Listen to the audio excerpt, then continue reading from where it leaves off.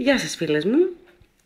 Αυτή που θα δούμε είναι η ηλεκτρική αποτρίχωση ή αλλιώς ριζική θερμόλυση ηλεκτρόλυση. Η διαδικασία είναι πάρα πολύ απλή. Προσωπική βελονίτσα, εισχωρούμε στο θύλακα και με τη ρίζα και την απομακρύνουμε. Είναι μια πάρα πολύ παλιά μέθοδος, άρα πάρα πολύ αποτελεσματική.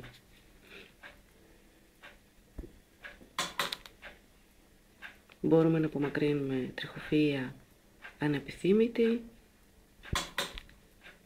σε διάφορες περιοχές προσώπου και σώματος.